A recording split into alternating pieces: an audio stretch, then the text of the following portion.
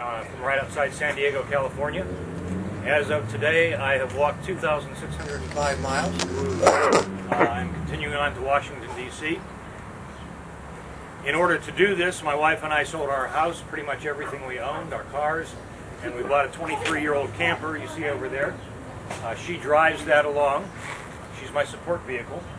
She drops me off in the morning where I left off the night before, and she drives 4 or 5 miles ahead, and I walk till I catch up, and then she drives again, and I walk again, and we leapfrog across the country like that. I am carrying a petition to Congress asking them to officially confess, first of all, that we are not at war with either Iraq or Afghanistan, because we are not. And then, as a result of that confession, since we are not at war with any other sovereign state or nation in the world, to immediately rescind the war powers that they have granted this president, and to redeploy our military forces in a fashion that's consistent with the fact that we are not at war with any other sovereign state or nation. All right, yeah. Good idea. I am approaching the subject of the war from a totally non-political point of view. I am approaching it from a point of view that I have not yet seen any of our legislators use, and that is the point of simple logic and reason and ethical choices. The fact of the matter is that both Iraq and Afghanistan now have governments elected by the people of Iraq and Afghanistan. We have no grievance with either of those governments that amounts to a cause for war. Therefore, we cannot be at war with either one. The war on terror is a metaphor. You can't declare war on an idea. And you can't use conventional tools in a war against an idea. And you certainly can't grant war powers based on a war that's a metaphor. You're here. So, I'm not talking about what we ought to do, what we should do, what we ought to think about doing. I am talking about what, from a rational, reasonable, logical point of view, we must do.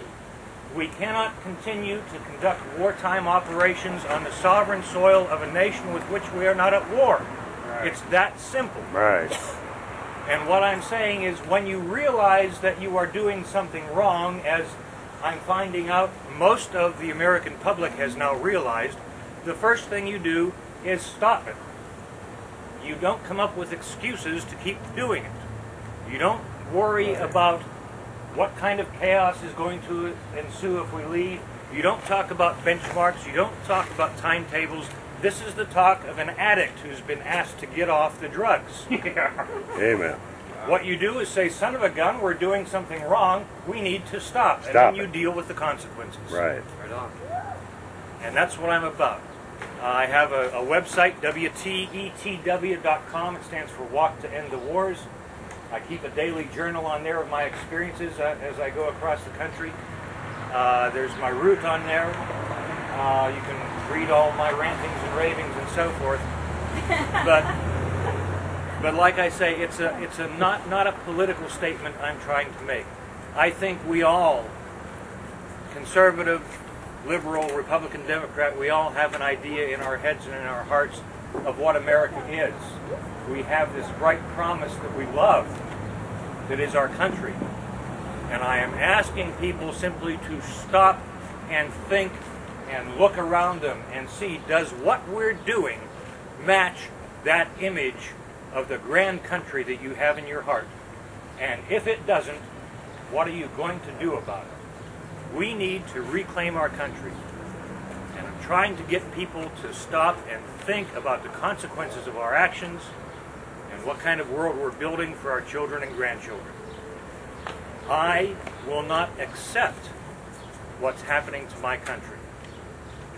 As I have walked across the country, I've had a chance to talk to a number of different colleges and high schools and church groups and peace groups. And when I talk to the high schools, one of the things I usually begin with is talking about when we started this. I realized that at any point along the way, as I've been walking across the country, at any time, a nice shiny black sedan could pull up behind me, and a couple of guys in sunglasses could get out and usher me into that sedan, and nobody would ever hear of me again, quite literally. And right now, In this country, it would be perfectly legal, and that's not acceptable. Right.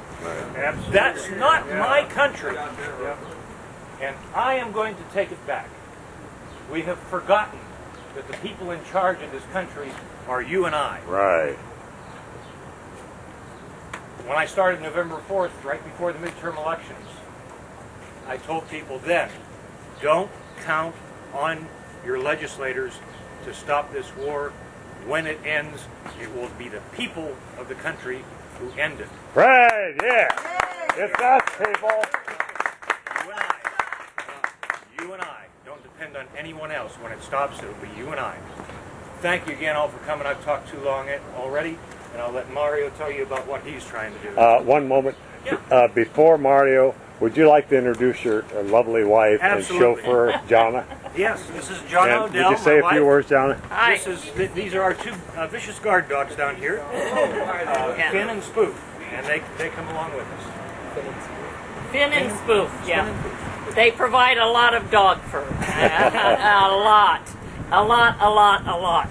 Get your nose out of there. When we started out on this trip, neither one of us had ever even been in a camper before. So the learning curve was pretty drastic. But we have learned and we have grown in the whole process, and we have made incredible friends from coast to coast, which is something we hadn't even thought about as we started the process. And seeing the world going about, I drive and he walks, but we're covering 20 miles a day, and so it's a whole different view of the world than we're used to experiencing, and That's beautiful. And it's beautiful in our country, and we have so much more in common than we have separating us, and I've discovered that state after state after state after state. And as we have talked to people along the way, it doesn't matter if they're Republicans or they're Democrats or they're conservative or they're liberal. Almost universally, it has been they are tired of what's happening. People are ready for this to be over, no matter where they were at the beginning of it. And I think we need to help be the voice for those who are afraid to say anything. Amen. And a lot of it is people being afraid. And we've let fear lead us too long. Yep. And I've had a great time. Oh, it's been fantastic. I said he was nuts when he came home and decided he wanted to do this one night. I said, you are an absolute lunatic. But we've done it, and it's been a good experience for us, and I think it has helped a lot of people along the way. It has certainly helped us grow and understand more of what our nation is all about.